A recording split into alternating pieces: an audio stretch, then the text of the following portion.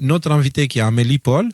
Déjà, je vais vous la présenter parce que j'ai demandé à Grok m'aider avec la présentation, plus par fainéantise qu'autre chose, mais voilà. Donc, et j'étais curieux aussi. Amélie Paul, dit Grok, est une artiste québécoise ultra polyvalente, humoriste stand-up, comédienne, chanteuse, podcasteuse et créatrice de contenu très actif sur YouTube et les réseaux. Connue pour son humour incisif, satirique et sans filtre, elle mélange anecdotes personnelles, punchlines insérées et moments plus sensibles dans son premier one-woman show, Le fabuleux destin d'Amélie Paul. Eh ben, on verra bien ça jeudi, Amélie. Alors, elle cartonne avec ses bulletins humoristiques, La vérité brutale, sa série Iron Influenceuse et son podcast En toute franchise, où elle aborde actualité, politique et société avec une franchise qui divise autant qu'elle fidélise un public qui apprécie son côté direct et anticonformiste. En gros, une touche-à-tout talentueuse, controversée et hyper authentique. Eh ben, Grok, il t'aime bien. Alors, Amélie, on t'accueille. Bonsoir. Bonjour Amélie. Bonsoir, Salut Amélie.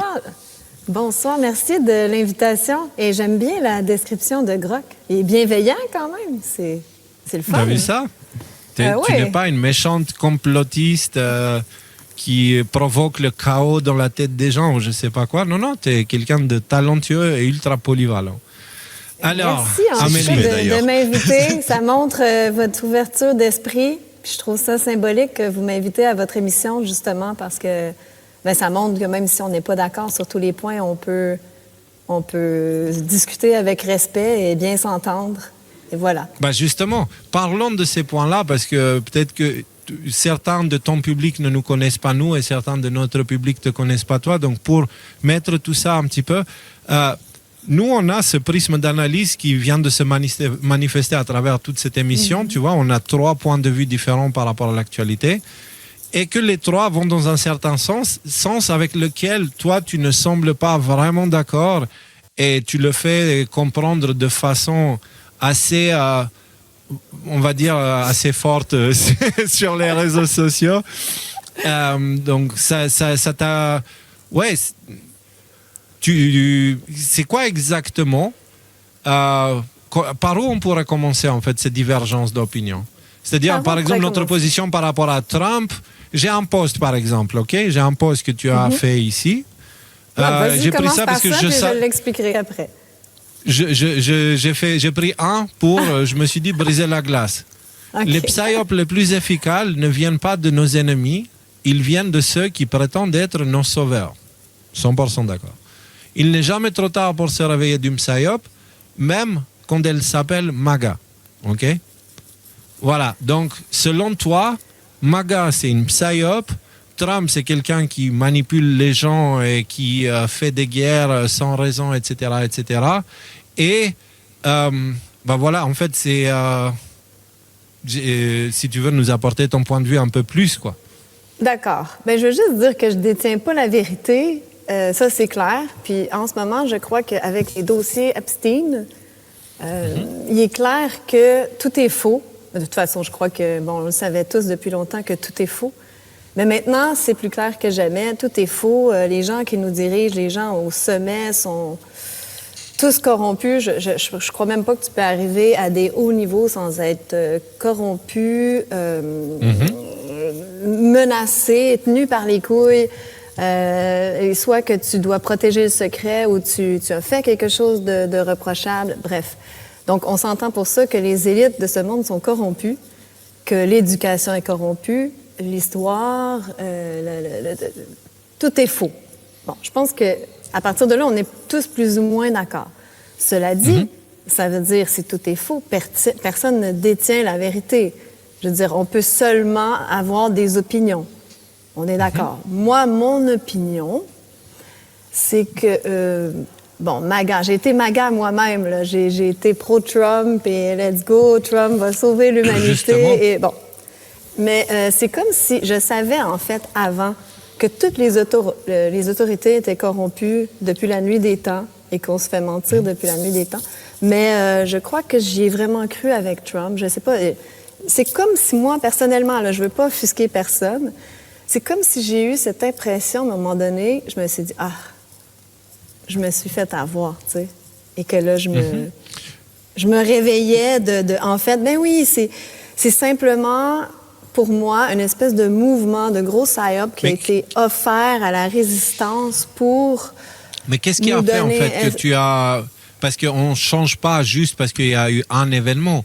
C'est qu'il a dû avoir un cumul d'événements qui t'ont emmené. Mais qu'est-ce qui t'a... Alors, premièrement, nous ne sommes pas ici pour défendre le camp Trump, OK? Ici, nous sommes des humains qui observons. Et comme je t'ai dit en privé, je l'ai dit aussi à l'émission tout à l'heure, on parle de la météo, ça ne veut pas dire qu'on est pro-foudre ou anti-nuage, ou, etc.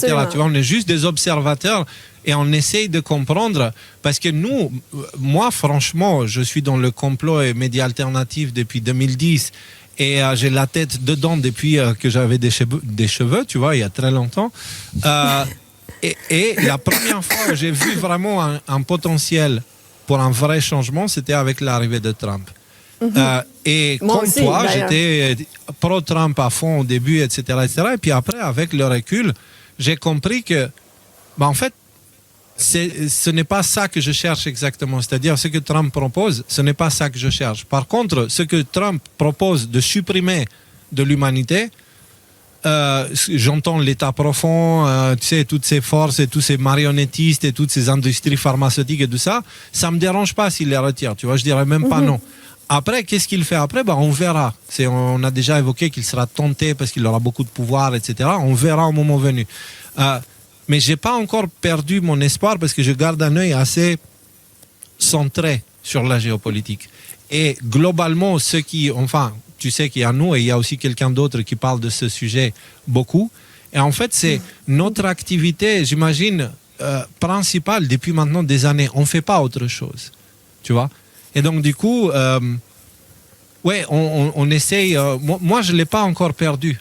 Cette idée que Trump est en train de faire quelque chose de positif. Okay? Je ne dis pas que Trump est gentil. Je dis que ce qu'il fait pour le moment, c'est quelque chose de positif et malheureusement nécessaire dans un contexte global très instable. Voilà. Rudy et Nico, si vous voulez ajouter des choses ou... Moi, j'ai deux exemples de passé parce que moi, je me suis beaucoup intéressé à la Russie, forcément par mes origines. Et vous vous rappelez les discussions qu'on a eues autour de Staline. Voilà, je m'explique très rapidement. Staline, il est considéré, genre, il y a Hitler et il y a Staline juste en dessous, tu vois. Voilà. Et il lui a manqué 2-3 points pour finir le goth, tu vois, des méchants de l'histoire. Et j'ai dit, le truc Staline qui sont était rapprochés... bien pire que Hitler en bout de ligne, hein? Parce qu'il y a eu plus tu vois, de morts. vas être très surprise parce que je vais te raconter justement, tu vois. Okay. Je vais être très très surprise.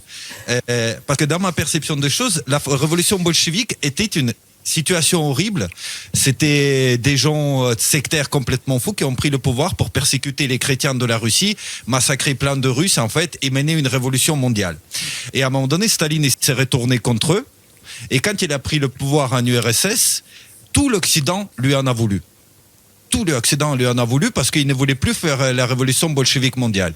Et ils l'ont obligé à faire, par exemple, le génocide par la faim. Il avait besoin d'industrialiser la Russie. À l'époque, il était un pays très agraire.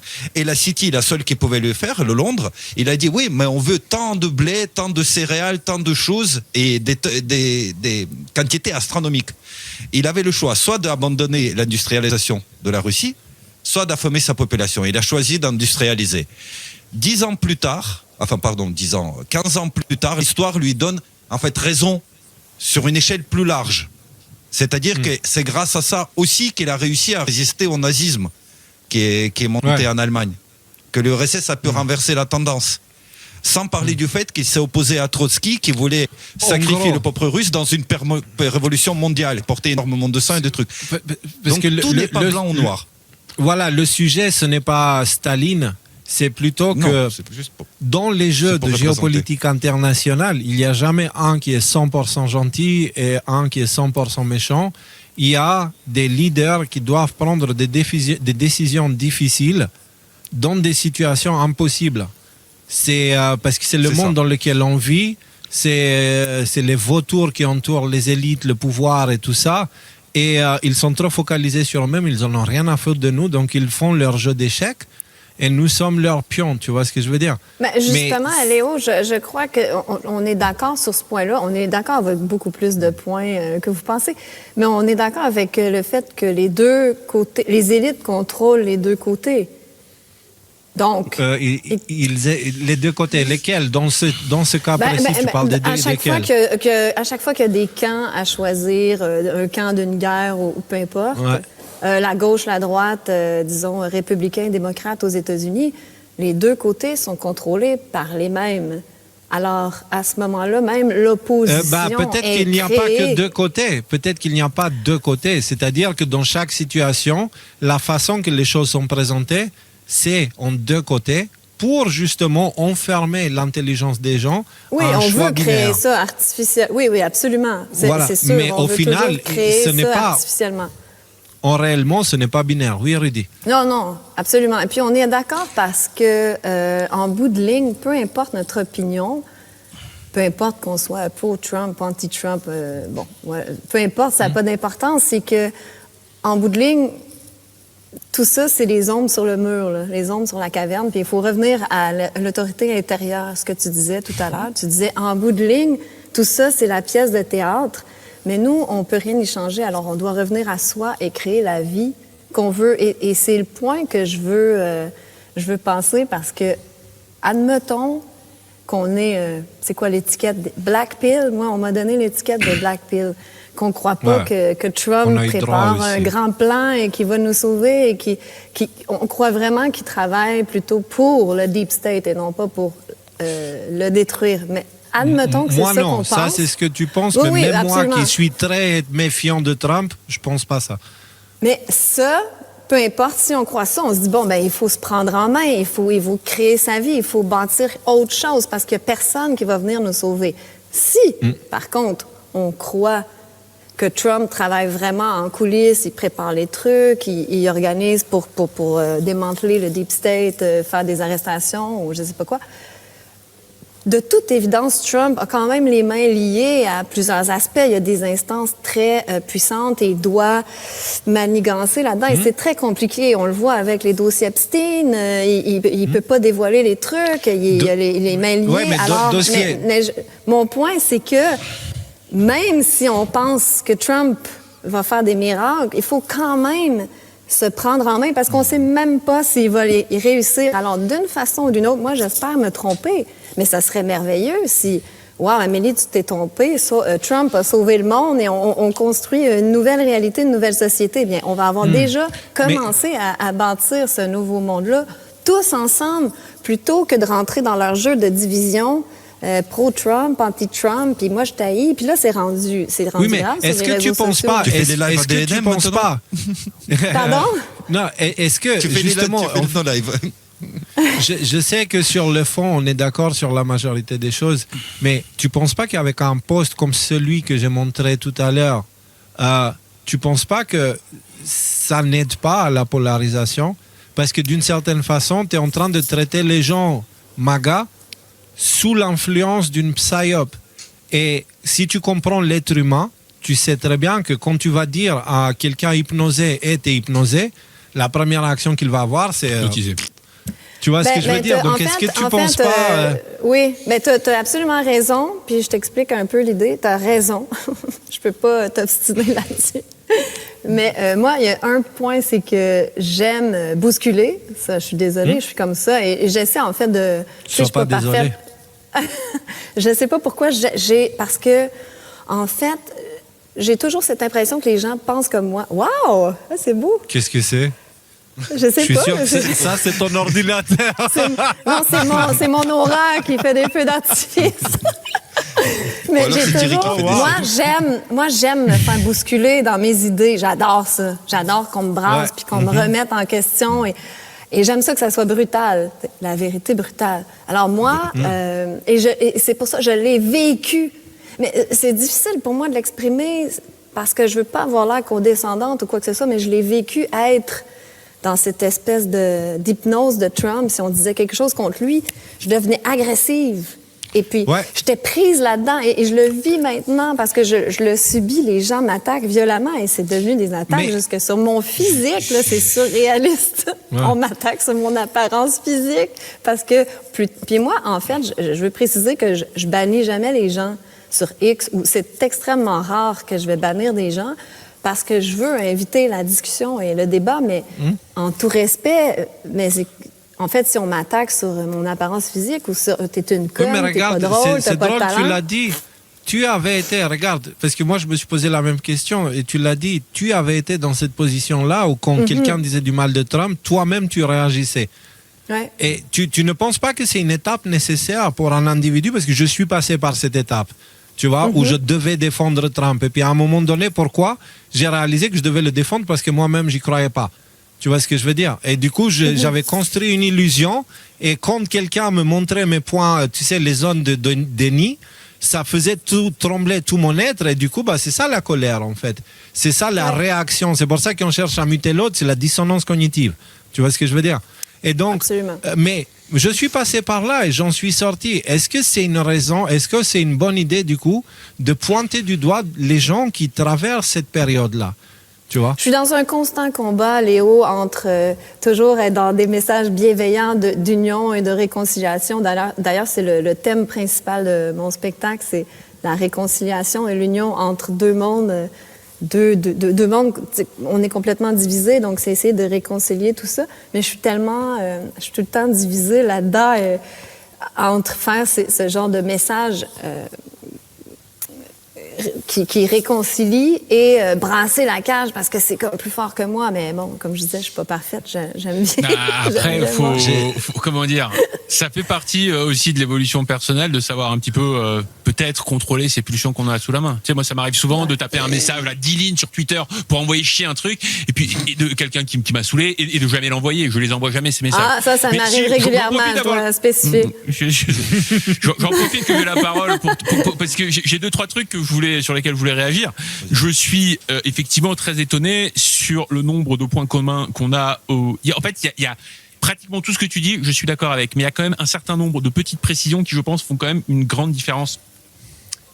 Est-ce que MAGA est une psyop? Carrément, bien sûr que MAGA c'est une psyop.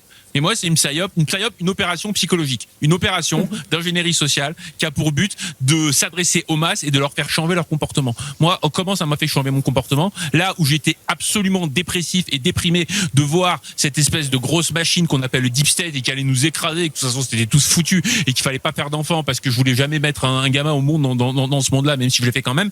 Là, ça m'a donné. Mais en fait, non, il y a de l'espoir. En fait, il y a des possibilités qui se passe quelque chose. Ça a donné quoi? Ça a donné des gens qui étaient hypnotisés. Je leur disais, moi, mais mes parents, à commencer par eux, mais éteignez votre putain de télé. Il y a que de la merde qui sort de cette machine en plastique qui vous ruine la vie, qui va vous filer un cancer du cerveau et qui va vous filer une dépression nerveuse si jamais vous continuez à la regarder. Aujourd'hui, tu ne peux pas nier que un des résultats de MAGA, c'est qu'il y a de plus en plus de gens qui ont une défiance, mais majeure face à la télévision. En 5, 6, en 10 ans, on va dire, 2016-2026, le système, le paysage informationnel a changé dans le monde entier. Et ça, il n'y a que MAGA qui est responsable de tout ça. Alors après, il y a des choses qui se sont greffées, t'as Elon Musk, t'as le Covid et des choses comme ça, mais tout ça, c'est quand même centré autour de cette chose MAGA. Donc du coup, c'est une psyop, clairement. Est-ce qu'il faut se réveiller de cette psyop? Je suis pas sûr, en fait.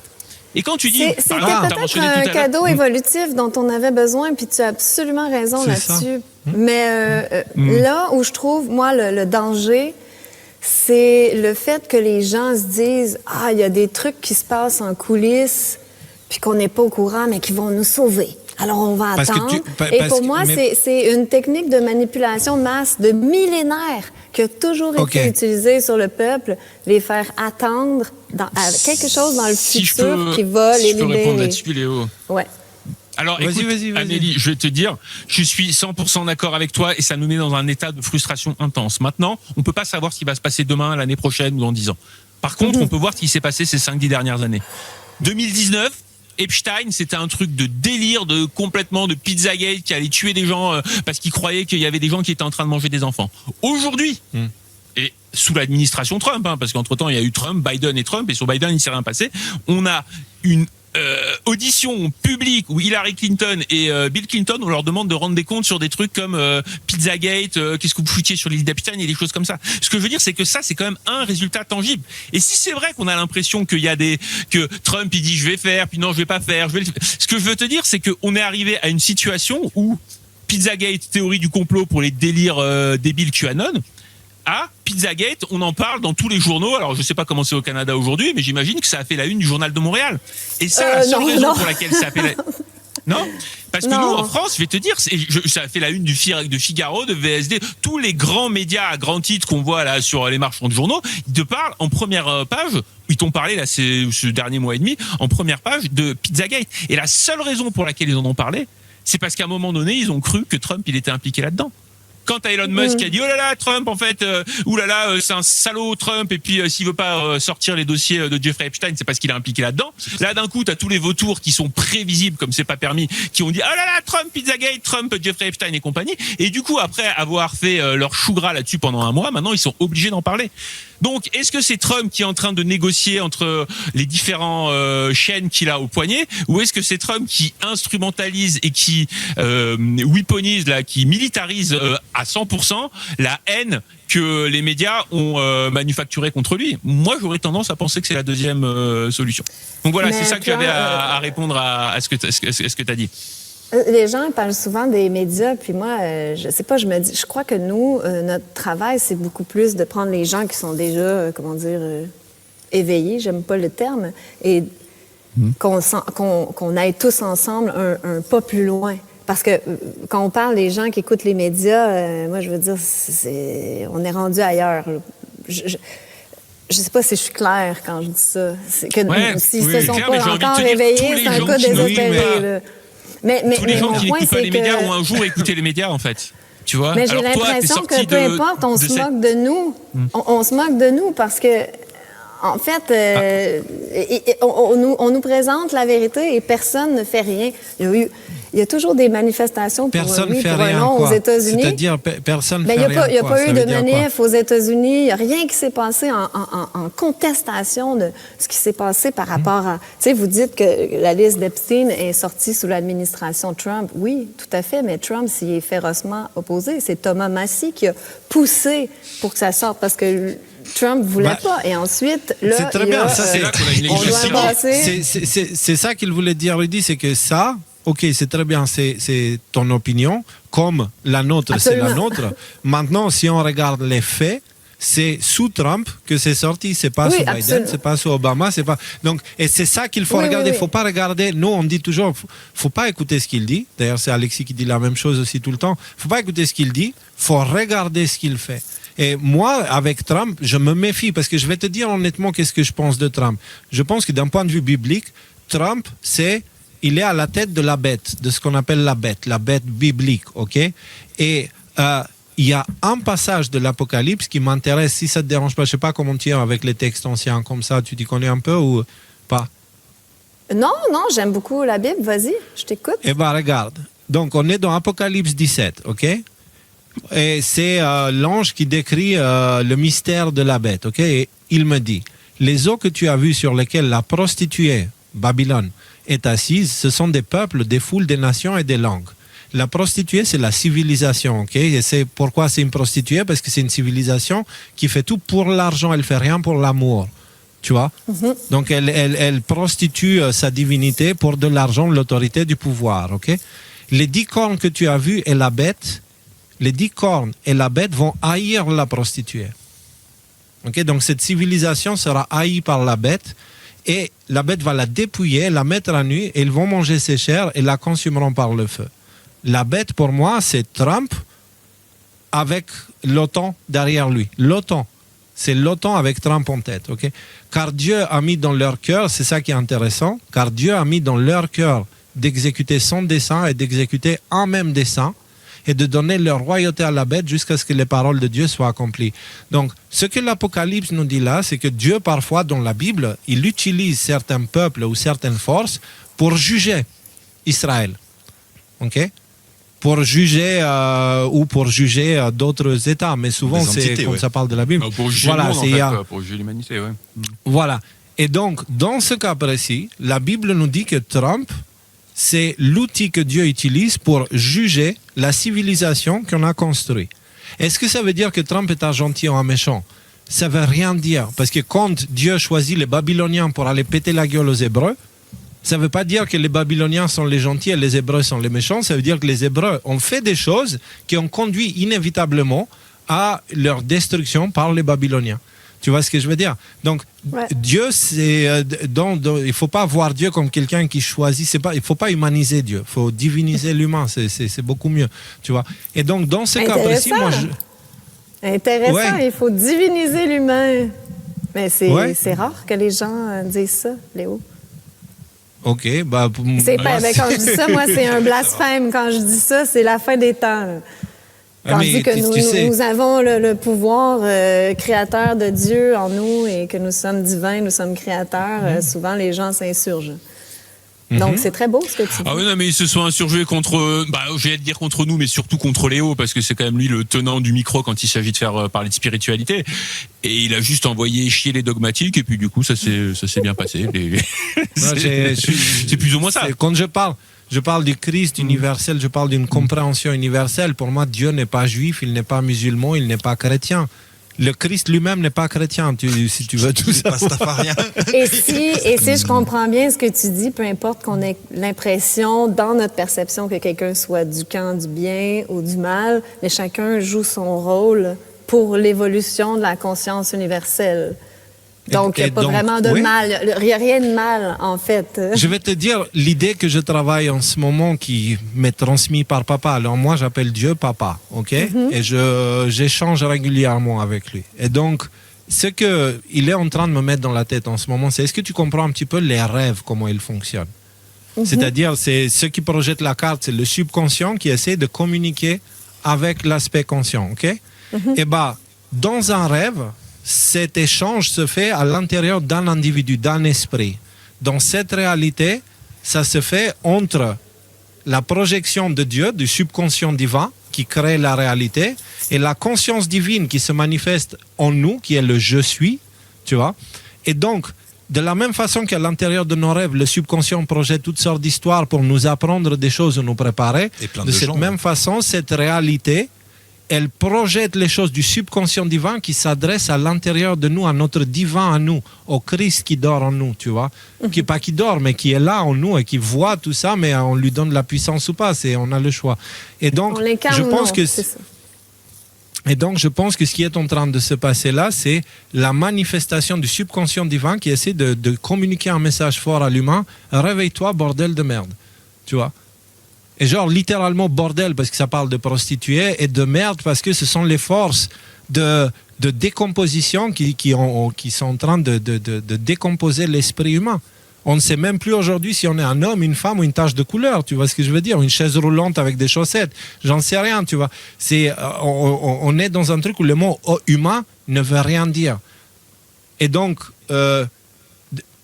là, je suis parti un petit peu loin dans le truc, mais ce que je veux dire, c'est que pour moi, Trump, c'est une conséquence causale, ok, qui va pousser vers une situation où l'humain sera amené à faire un choix. Est-ce que tu veux être sauvé par l'État? Est-ce que tu veux que ton maître soit l'État? Et donc, c'est lui qui te nourrit, c'est lui qui garde la santé, c'est lui qui te protège, etc. Ou est-ce que tu veux que ce soit Dieu?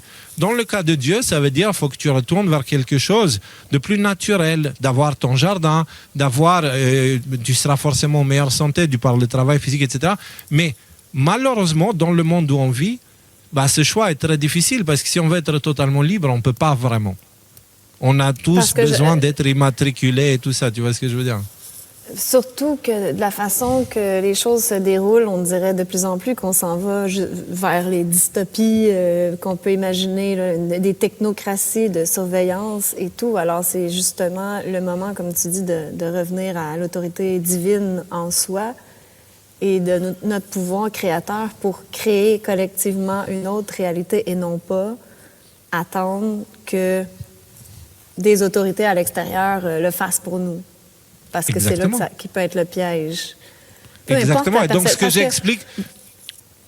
Ce que j'explique, c'est que Trump est en train de nous donner un contexte avec cette histoire de libération des médias sociaux, etc., où on peut se permettre de parler de ces choses-là sans qu'on nous tape dessus. La parole, même si on a l'impression qu'elle est plus censurée, moi je trouve qu'elle est plus libre, parce que j'ai récupéré ma chaîne YouTube, parce que je n'ai plus les mêmes attaques que j'avais à l'époque, parce que le contexte actuel fait que c'est comme ça. Tu vois. Mais par contre, Léo, tu dis sans attaque, je trouve que maintenant, les attaques venant de notre propre écosystème sont pires que les attaques qu'on pouvait recevoir avant des gens qu'on disait endormis, qui écoutaient les médias. Et puis là, c'est comme si les gens, même les gens qu'on dit résistants, reproduisent les mêmes patterns que les gens nous faisaient au début de la pandémie pour exprimer nos opinions qui différaient. Alors, il faut faire attention de ne pas reconstruire ces patterns-là, à attaquer les gens sur leurs idées et plutôt échanger, parce qu'on n'est pas tous d'accord, mais ça ne veut pas dire que la personne ne pense pas comme toi, que c'est ton ennemi, ou c'est de l'opposition contrôlée, ou qu'elle a vendu son âme au diable. Parce que là, je trouve que ça devient de surtout plus en plus le coup violent. De l'opposition contrôlée, ça, on a eu le droit dans tous les sauces, du côté des QAnon ou du côté des anti-QAnon ou du côté des... On a eu ça. Mais en fait, pour moi, le problème que tu évoques, c'est juste une question d'identification.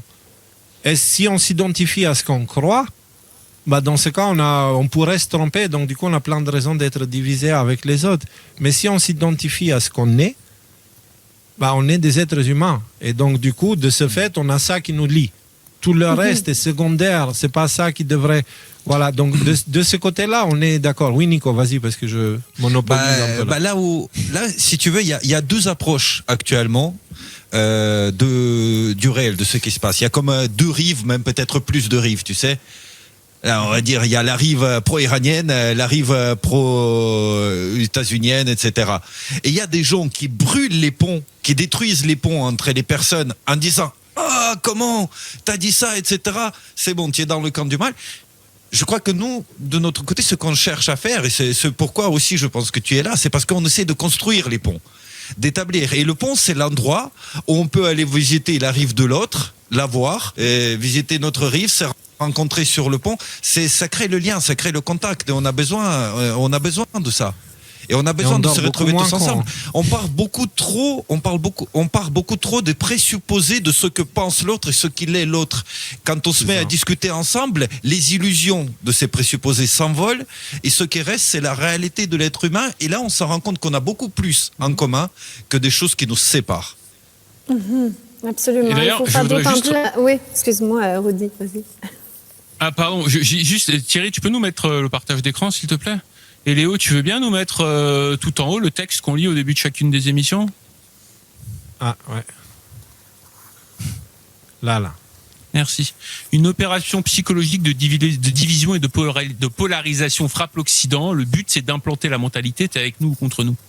Mais ça, je veux dire, c'est au début de toutes les émissions qu'on fait, c'est ça. Je ne pense pas, en ce qui me concerne, que cette psyop qui existe et qui est tellement importante qu'on en la mentionne à toutes les émissions, ce soit la psyop MAGA. Je pense que les gens qui pensent être MAGA et qui ressentent ce phénomène tout à fait pertinent que tu as dénoncé et que j'ai senti moi aussi, c'est-à-dire si jamais Trump il fait un truc avec lequel je suis pas d'accord, j'ai l'impression que ça me remet en question et que limite c'est de ma faute. Tu vois ? Alors, ça, je pense que ça vient d'ailleurs. Vas-y, Léo. Parce que c'est un problème humain, c'est pas un problème MAGA. Ok, et je dirais même, tu sais, tu as le camp démocrate et le camp républicain pour Trump, en gros. Et ce côté de t'es avec nous contre nous, c'est plutôt dans le camp d'en face. Mais il est quand même présent dans le camp de Trump, mais il est beaucoup moins présent. Mais il est quand même présent parce qu'il ne dépend pas de la psyop globale, il dépend de l'état de fatigue mentale de l'individu. Tu vois, quand on passe notre temps à ingurgiter de l'actualité et on ne prend pas le temps de la digérer, de l'intégrer, etc., on finit avec un cerveau qui tourne en boucle. Et quand le cerveau ne sait pas à quoi réfléchir, tu vois, c'est Alice au Pays des Merveilles, c'est l'opération de la CIA, où quand le cerveau ne sait pas sur quoi s'accrocher pour que la réalité ait cohérence, il va choper la première chose, peu importe si ça lui coupe la main ou si c'est des épines ou je ne sais pas quoi. Et c'est pareil avec les idéologies. C'est une fois qu'on s'effondre de l'intérieur, parce que le monde auquel on croyait s'effondre, tu vois, on se met à mouliner dans le vide. et à s'accrocher à ce qu'on peut. Et nous, c'est ça qu'on explique, c'est dangereux parce que les gens qui sont en train de mouliner dans le vide, ils entrent dans cet état, t'es avec nous contre nous. Parce qu'ils font confiance à des autorités extérieures. Et ces autorités extérieures jouent toujours le jeu. Il faut que tu sois avec nous parce que sinon tu es contre nous. Tu vois. Et donc cette question d'autorité est essentielle. Tout ça, tu vois, c'est Trump essaye de nous séduire pour qu'on lui donne son autorité, mais pour le faire, il a besoin de libérer l'espace pour que l'humain fasse le choix. Et moi, ce que je dis toujours, c'est que Trump ouvre une fenêtre pour que je puisse récupérer mon autorité. C'est-à-dire, lui, il veut que je la lui donne, mais il me laisse le choix que je ne la lui donne pas. Tu vois ce que je veux dire? Mais c'est important ce que tu dis, Léo, parce que justement, quand on parle d'autorité intérieure, souvent les gens vont écouter, vont regarder ce qui se passe dans l'actualité, ils vont avoir des ressentis, des intuitions, mais ils vont pas s'écouter. Ils vont dire « Ah, je vais aller voir qu'est-ce que mon influenceur préféré en pense » pour confirmer leur idée, se renforcer dans peu importe leur croyance. Et maintenant, c'est même pas influenceur, c'est ChatGPT au Grok. Hein. Maintenant, c'est ChatGPT au Grok. Puis il faut faire d'autant plus attention aujourd'hui avec les algorithmes parce que peu importe ta perception de la réalité, en ce moment, c'est surréaliste, surtout depuis 2020, à quel point que la même réalité a des perceptions... on perçoit tous la réalité de façon opposée. Et pourtant, c'est la même réalité, mais on a des scénarios complètement différents. C'est que les algorithmes vont toujours, surtout X, c'est surréaliste. Moi, je vois juste des influenceurs MAGA ou des MAGA aux États-Unis qui se virent contre Trump et juste des trucs qui renforcent ma croyance. Et je me dis que de l'autre côté, ça doit être l'inverse. Et puis, c'est toujours si on a une confirmation constante de notre croyance, puis oui, on est du bon bord, nous, on détient la vérité. Alors, il faut être d'autant plus... Mais en fait, c'est ça le problème, c'est que moi, ce que j'explique toujours, c'est que le risque, c'est qu'on devient extrémiste parce qu'on se croit du côté des gentils. Ouais, exactement. Et genre, je cherche à être dans le camp, et du coup, du moment où je suis dans le camp des gentils, moi, j'ai le droit de faire les choses que l'autre ne fait pas. Et cette histoire-là, déjà, on la voit comment les autres l'utilisent, parce que j'ai publié un truc aujourd'hui complètement absurde, hallucinant. Tu as le journaliste, la Suisse, Rochebain, qui demande à un spécialiste de mon cul sur la commode, qui lui dit « Pourquoi les dirigeants européens disent qu'il faut poursuivre Poutine, mais ils ne disent rien pour Bush et Blair ?» qui sont responsables de la mort de millions de gens dans des guerres qui ont été faites sous des coups de faux drapeaux avérés. Ouais. Et le spécialiste, il est là, tu vois ce que je veux dire? C'est le camp des gentils. Une fois qu'on est dedans, on peut justifier tout et n'importe quoi. Et ce danger, c'est le même pour tout le monde, pour les pro-Trump, aussi pour les anti-Trump, aussi pour les pro-OTAN, aussi pour les pro-russes, aussi pour les... Tu vois, c'est tous ceux qui sont pro ou contre quelque chose. Et s'ils le font par envie d'être classés du côté des gentils, c'est une façon très dangereuse. Mais ça veut dire que ça implique que l'autre, c'est le méchant. Mais il ne faut pas oublier que celui qu'on pense le méchant, lui, il pense qu'il est gentil. Alors moi, je vous le dis, si vous écoutez des gens sur les réseaux sociaux qui vous pousse à choisir un camp, si on veut, ben méfiez-vous, je dirais. Parce que là, on est passé c'est surtout ceux qui vous condamnent pour avoir choisi le camp opposé, tu vois. Ceux qui vous condamnent de penser différemment. Ouais, voilà, même là, on pense la même chose. Et moi, ce qui me saoule, c'est que, par exemple, on a eu une prise de bec avec Marcel D. Ok, je pense que tout le monde le connaît plus que nous. Oui. Et il n'était pas content avec une analyse qu'on avait faite. Et il est venu nous tirer dessus, tu vois. Et je me suis dit, mais pourquoi en fait?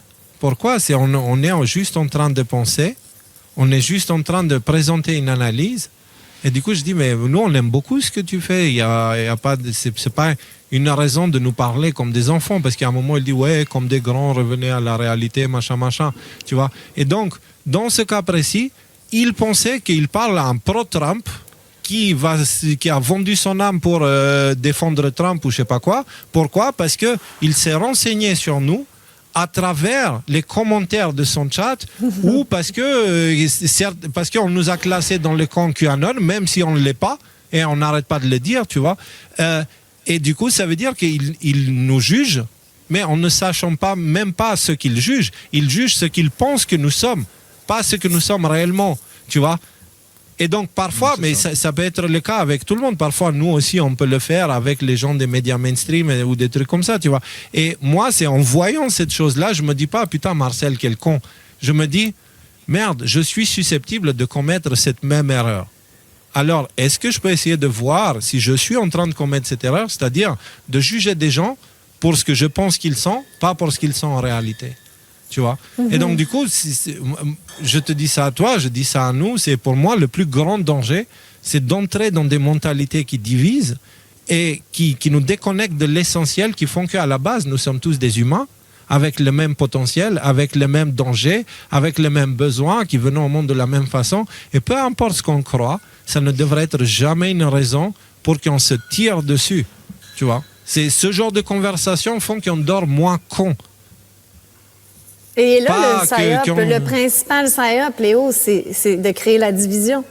Et des divisions à l'intérieur des divisions. Et là, il y a des divisions à l'intérieur de la résistance. Et c'est ça, le véritable psyop. Alors, mais je ne pense pas que la division vient d'un con spécifique. Je pense que ça vient du cœur de l'homme parce que c'est le cœur de l'homme qui est corrompu. Oui, on est divisé à l'intérieur de nous-mêmes. Là, pour le coup... Je suis pas d'accord. Il y a des chatbots. Moi, je suis très d'accord. C'est bien, nickel, parfait. Plein de Twitter qui sont en train d'appuyer sur tous nos petits, tiens, nos petits biais humains. Tiens, moi, par exemple, combien j'en ai reçu des messages de plein de gens différents qui me disaient ouais, mais pourquoi tu traînes encore avec Léo et Nico? T'es vachement mieux. Vas-y, va faire ton truc dans ton coin. T'es au top, t'es super. Pourquoi d'ailleurs? Léo, je sais pas qu'est-ce qu'il a reçu comme message. Mais ce que je veux te dire, c'est que on a même fait des quantités d'émissions. Tout ça, c'est documenté. On sait, il y a en France, en tout cas, il y a un truc. On a fait des émissions là-dessus. Ça s'appelle Viginob et Disarm. C'est des manuels militaires pour comment s'infiltrer dans un groupe comme le nôtre ou comme le tien dans ta petite communauté et tout ça, pour foutre le merdier et pour laisser derrière que des gens qui vont être à couteau tiré les uns contre les autres et qui vont s'insulter. Ce que je veux dire, c'est des opérations militaires, littéralement. Ouais. Oui, clairement, ils se servent de nos biais humains, de notre petite fierté, de notre petit ego, mais c'est militarisé et instrumentalisé. C'est pas juste quelque chose qui est dans le cœur de l'homme. Je pense que si jamais on avait des psyops, mais si ce n'était pas dans le cœur de l'homme, ça marcherait pas. Donc ça veut dire que on serait pas influencé, ouais, c'est ça. Tu vois ce que je veux dire? C'est clair que vous avez les deux raisons. Parce que on parle de génie de l'ingénierie sociale et de la propagande. Ce sont des génies qui orchestrent tout ça. Alors oui, c'est vrai qu'à l'extérieur, tout est fait pour nous diviser, mais c'est vrai effectivement que nous sommes en guerre et divisés à l'intérieur de nous-mêmes. Alors le travail est à l'intérieur pour ne plus être influencé par les autorités extérieures. C'est ça. Et notre travail, c'est de combattre le déni qu'on a à l'intérieur de nous par rapport à notre vie, notre quotidien, notre contexte, notre rapport avec nous-mêmes, notre rapport avec notre famille, notre rapport avec nos amis, le cercle social, avec notre environnement, avec le pays dans lequel nous vivons et avec l'humanité. Tu sais, les 7 différents niveaux de l'existence. On a plein de points, on s'est classé du côté des gentils. Et quand je dis on, je parle de nous tous, pas que de moi. Et on s'est classé du côté des gentils. À partir de là, on a fabriqué plein d'histoires dans notre tête, un narratif qui nous met dans la position des gentils. Et quand quelqu'un essaye de dire hey, tu sais, t'es pas si parfait, t'as des angles morts par-ci, par-là, on peut réagir parce que dissonance cognitive, etc., etc. Et si on est conscient de ces mécanismes cognitifs, on peut les utiliser pour développer un être indépendant et autonome. Intellectuellement aussi, pas qu'au niveau de la nourriture, tu vois. Et donc... Voilà, moi c'est ça que j'appelle toujours, c'est vers ça que je veux me concentrer. Oui, Nico. Moi, je pose souvent la question à des amis, je dis, tu préfères quoi? Tu préfères avoir raison ou être heureux? Tu vois ce que je veux dire? Parce que si tu veux toujours avoir raison, tu seras toujours en résistance en train de te débattre juste pour avoir raison. Alors que si tu acceptes l'idée de ne pas avoir raison, tu peux être heureux même le jour où tu as appris quelque chose de nouveau en ayant tort. Voilà. Mais ça, c'est un niveau de plus. Tu sais, on pense tous par la phase mouton noir rebelle, puis on découvre les trucs, puis on a envie de réveiller tout le monde, puis ensuite le pas au-dessus, c'est de réaliser que gauche-droite, tout est faux et puis qu'il faut juste garder... Sortir de la dualité. Sortir de la dualité, sortir du jeu et justement maintenir la paix, essayer de sortir le plus possible de cette... parce que c'est le fun, l'ego veut avoir raison, là. Moi, wow, yes! Moi, je fais apparaître des trucs, c'est merveilleux. C'est ton ordi. Il a une reconnaissance gestuelle, c'est pour ça. Ouais, je pense que c'est l'ordi. Ça, c'est quand je dis quelque chose d'extraordinaire, là, ça part. C'est ça. Ouais, c'est clair, t'allumes les lumières. Écoute, moi, ce que je voudrais juste partager avec toi, c'est cette analyse que j'ai eue moi-même sur mon passé, où quand j'étais à fond pro-Trump, ça n'a pas duré très longtemps, mais il y a eu cette période. Il y a eu cette période où Q, c'était le sauveur du monde. Elle n'a pas duré longtemps, mais il y a eu cette période. Et après, avec le temps, j'ai commencé à prendre la distance, non pas parce que j'y crois pas, mais parce que je crois que les effets secondaires de ça, ils peuvent être dangereux. Donc, j'essaye de prendre mes distances pour éviter de tomber dans les effets secondaires et me mettre à me diviser, non pas parce que l'opération me le demande, mais parce que je deviens fatigué, tu vois. Et donc, dans toute cette histoire-là, j'ai remarqué quelque chose, c'est que c'était une étape nécessaire pour moi. Parce que comme pour Rudy, moi aussi, Q, Trump, tout ça, ça m'a remis debout. Parce que tu sais, j'ai un doute depuis 2010. Je faisais des vidéos où je disais attention, la vérité, c'est pas ça qu'on nous dit, blablabla. Bla, bla. J'ai créé Thinkerview, qui est maintenant, j'ai co-créé avec un certain Bertrand et deux amis, Thinkerview, qui maintenant est le média indépendant le plus grand en France, tu vois. Et à un moment donné, avec le vote de Macron, j'ai tout abandonné, j'ai baissé les bras et j'ai dit, vous savez quoi, si c'est chacun pour sa gueule, alors moi aussi, pour ma gueule. Et à partir de là, je me suis concentré sur moi et j'ai perdu l'espoir. Et là, je vois le Covid arriver, j'ai perdu l'espoir et à l'époque, j'étais anti-Trump. Et je tombe sur les posts de Q et ça a rallumé la flamme. Alors, est-ce que ça veut dire que Q est mon sauveur? Non, ça veut dire que Dieu a utilisé Q pour rallumer ma flamme intérieure parce qu'il fallait un élément déclencheur. Tu vois, la flamme, elle peut te brûler, mais au bon dosage, elle peut t'éclairer, t'allumer, te chauffer. Tu vois ce que je veux dire? Et donc, dans ce cas précis, exactement, et dans ce cas précis, peut-être que cette opération MAGA que tu critiques, autant peut-être si tu la critiques d'une façon un peu plus douce, je sais, en fait, si tu veux, au final, après cette conversation, je me dis on a beaucoup plus de points en commun que de différences, tu vois. Donc, et puis je m'en fous, au final, exprime-toi comme tu veux, exprime ton opinion. Merci, c'est gentil. J'ai eu ma phase, comme quand on se réveille au début de la COVID. Mais c'est juste prendre en compte ça, qu'il y a des gens qui sont encore dans cette phase-là et qui ont besoin de ça. Tu vois, ça ne veut pas dire qu'ils vont devenir des aveugles pro-trumpistes. Ça veut dire que c'est une étape nécessaire et que c'est le divin à l'œuvre qui s'adresse à chacun de nous. Et chacun de nous va prendre cette flamme et va faire ce que lui, il veut. Alors, si quelqu'un a un mauvais cœur, il va faire une mauvaise chose. Si quelqu'un a un cœur qui se dirige vers la lumière, il va en faire une bonne chose. Et donc, là, comme ça, on sort vraiment de la dualité, tu vois. Et on voit tout comme l'œuvre divine pour nous guider sur notre chemin. Donc ça veut dire avec tout ça, est-ce que Q c'est bien ou mal? Moi je peux pas dire aujourd'hui. Le cadeau pour moi, ça serait de me dire, c'est une étape pour eux qui leur fait du bien.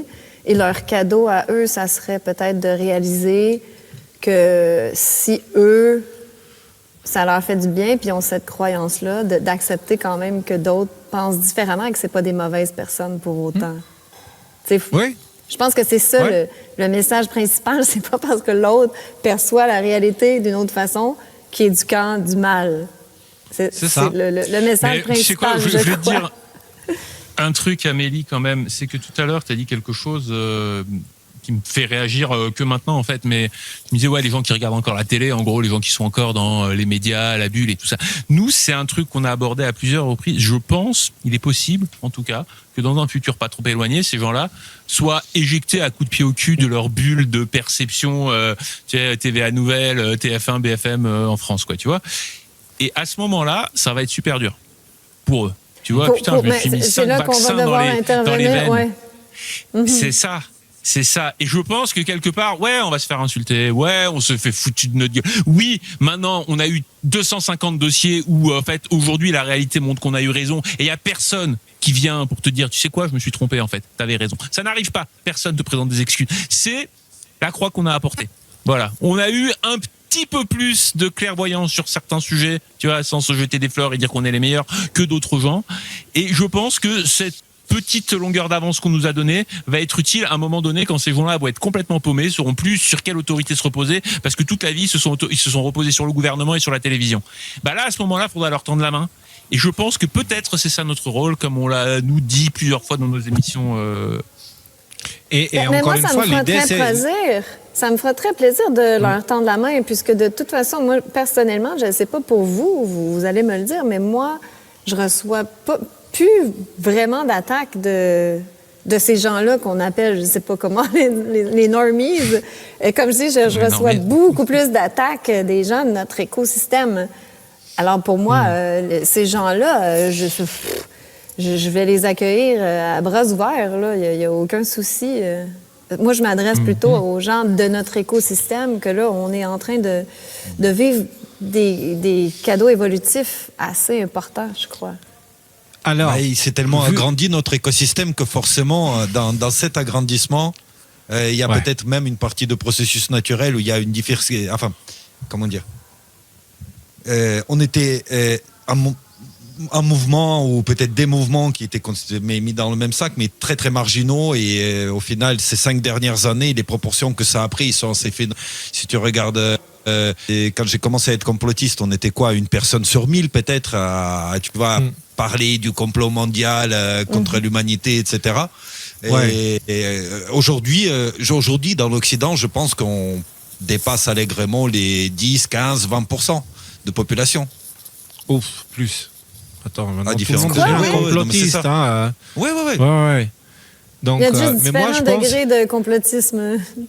Moi, je pense par contre qu'être complotiste et être éveillé, c'est pas la même chose. Des gens éveillés sur la planète, je les estime à quelques dizaines. Des gens réellement éveillés. Quelques dizaines d'humains réellement éveillés. Niveau Jésus, le niveau christique. Là. Je parle niveau éveillé, voilà. Je parle niveau éveillé parce que tout ce qui n'est pas éveillé est endormi. Tu vois ce que je veux dire? Est en chemin d'éveil, mais n'est pas éveillé. Donc, moi, je m'estime bien endormi encore. Voilà, peut-être même au moment où j'ouvre les yeux, je suis aveuglé par la lumière, donc je vois toujours que dalle. Tu vois ce que je veux dire? Je vois de la lumière, mais je vois que de la lumière et je comprends rien. Tu vois ce que je veux dire? Donc, c'est pas mieux, enfin, c'est pas plus clair que l'obscurité au final, parce que je suis endormi aussi. On est tous endormis. Et pour moi, les textes anciens disent que l'humanité va réellement s'éveiller quand le système sera effondré, que la transition se fera à ce moment-là. Et c'est le contexte qui va nous éduquer, c'est la vie qui va nous éduquer, parce que il n'y a que la vie qui nous apprend des choses, tu vois. C'est le plus grand professeur, c'est le professeur de tous les professeurs. Mais parce qu'on commence à être un peu tard, je voudrais juste rappeler quelque chose. La raison aussi pour laquelle tu es là, c'est parce que tu n'es pas très loin de là où je suis en Suisse. Et donc, tu fais ta tournée qu'on a évoquée au début, le fabuleux destin d'Amélie Paul. Ouais. Parce que tu es aussi comédienne et chanteuse. On va revenir sur les sujets, mais c'est juste pour rappeler ça avant qu'on l'oublie, parce que c'est quand même important. Et donc, tu fais tes spectacles en Suisse et c'est complet partout, sauf pour Monter. Et ça tombe bien parce que... Oui, tu viens à Monter-Léo. C'est à côté. Tu vas être là, tu as une place. Oui, je viens, ouais. Et puis, je veux juste spécifier qu'il reste 9 billets. Alors, si vous voulez venir, dépêchez-vous parce que c'est la seule place en Suisse qui reste. Mais si vous voyez, il y a le 29 mai à Thonon-les-Bains. Donc, si vous manquez c'est de l'autre côté la du Suisse, lac, c'est de l'autre côté du lac. Donc, il y a espoir pour le 29 mai. Mais voilà, si vous voulez voir Léo en même temps, ça serait bien. Mardi... Non, c'est pas mardi. Le 12 mars, c'est un jeudi.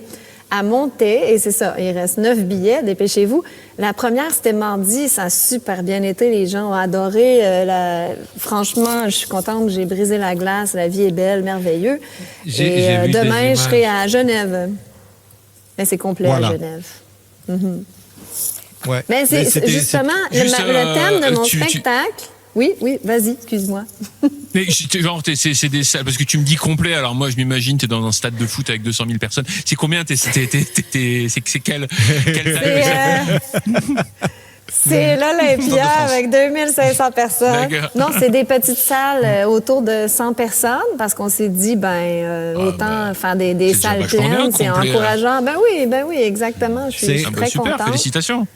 Merci, merci. Et je suis très fière du spectacle parce que c'est un seul en scène, un one-woman show de 1h20, 1h30 quand même. C'était tout un défi, beaucoup de travail. Mais je suis fière parce que non seulement il y a beaucoup d'autodérision, de trash, il y a de sarcasme, il y a tout. Ah, bon, c'est mignon, ça. Mais il y a surtout un beau message, Voilà, justement, symbolique de l'émission. C'est un message de réconciliation et d'union. Et ça. de passer à l'action pour créer cette espèce de nouvelle réalité qui s'en vient. Donc, On peut pas. c'est un beau message.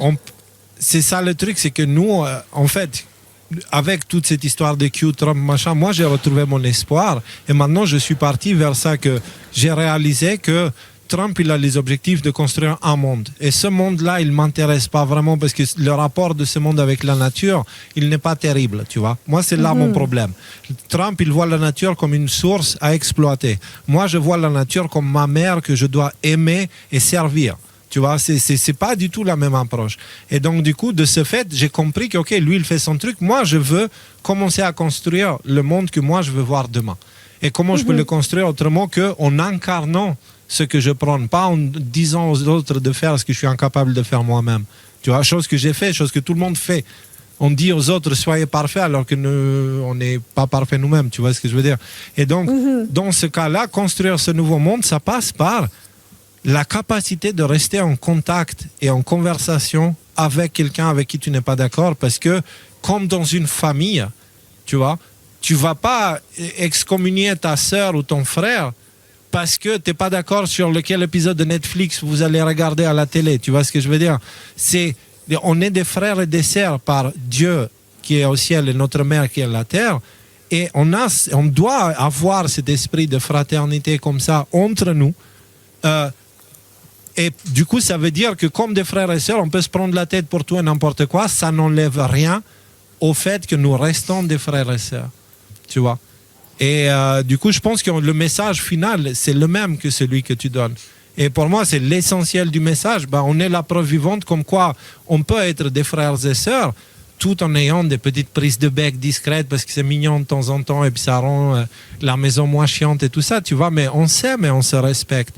C'est juste ça. Et on essaye d'emmener le débat. On avait emmené Stanislas Bertrand ici qui était un type très particulier. On avait emmené Rémi de Juste Milieu qui était aussi un type très particulier à sa façon parce que j'ai rigolé avec Rémi, j'ai jamais rigolé autant.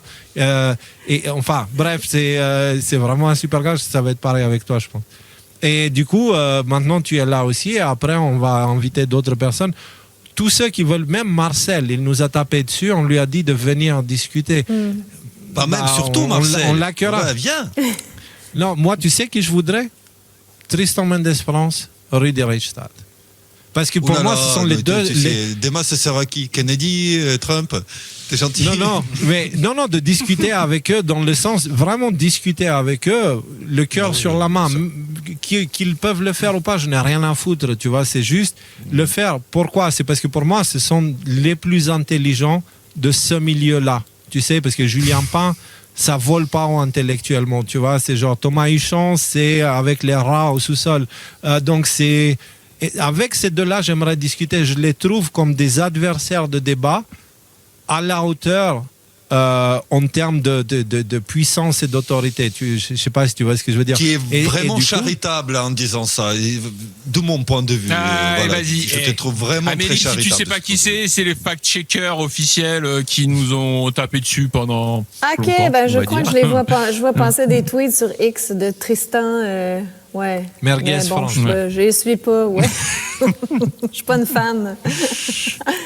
Mais pour rebondir sur ce que tu disais, Léo, peu importe, comme tu disais, on est pro-Trump, anti-Trump ou peu importe, mais l'important, c'est d'observer de pas juste être dans l'espoir que quelqu'un nous sauve, mais justement d'observer si on est en train de créer la réalité qu'on veut manifester, aller vers nos rêves. Moi, pour moi, c'est une création surréaliste, par exemple, mon spectacle. Mais je l'ai fait, puis ça fait 2 ans, je travaille là-dessus.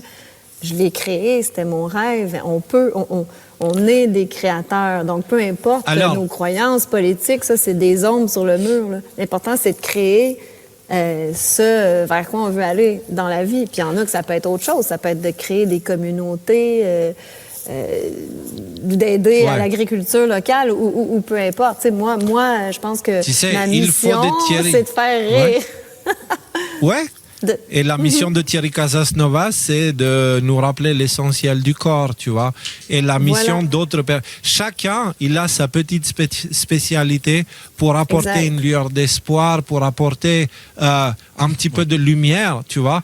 Et même si dans ce message-là, il peut y avoir parfois de confusion, etc., il faut qu'on garde en tête qu'au final, tout ceci n'est qu'un effort collectif très puissant du conscient et subconscient collectif de ramener un monde où la justice domine, où le respect et l'amour sont les valeurs les plus importantes et où on vit en paix, quoi, tu vois. Voilà. Ok, je vois qu'on a dépassé l'heure, c'est ça?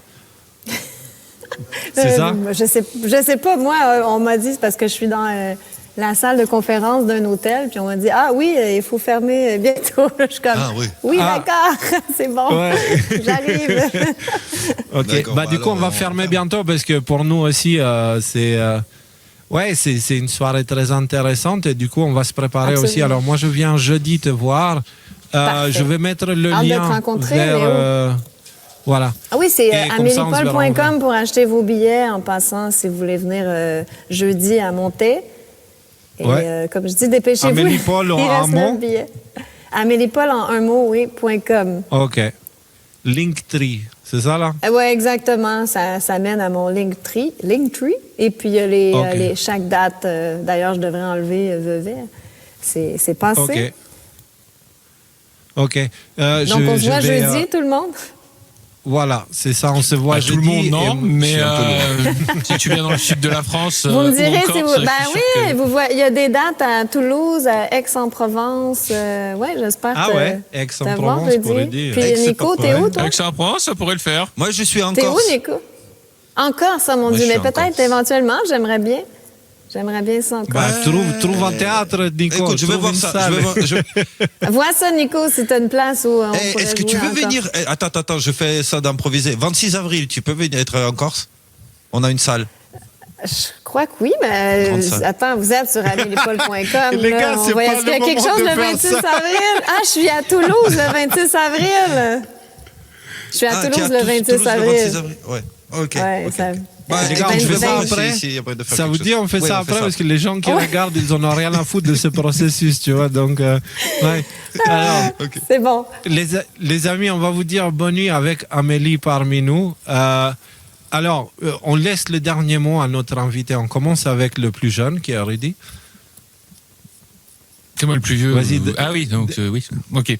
Le dernier mot. Bah merci d'avoir été. Merci déjà à toi, Amélie, parce que c'était super enrichissant comme conversation et en fait tu vois je vais être franc avec toi, j'avais une petite appréhension à cet échange qu'on allait avoir avant l'émission et en fait je me rends compte que qu'on a beaucoup plus en commun que ce que je pensais et voilà, c'est comme si on m'envoyait un petit message genre parle avec les gens dont avec qui t'as des a priori, ça va être compliqué, que tu vas pas être d'accord et tout ça, parce que 8 fois sur 10, ça se passe très bien comme ça s'est passé maintenant. Et puis une fois de temps en temps, tu tombes sur des gens avec qui il y a des frictions et avec qui ça se passe mal. Mais ça fait aussi partie de la richesse de l'humanité des gens et il faut apprendre de toutes ces circonstances-là. En tout cas, merci. J'ai été ravi d'échanger avec toi. C'était très enrichissant, très intéressant.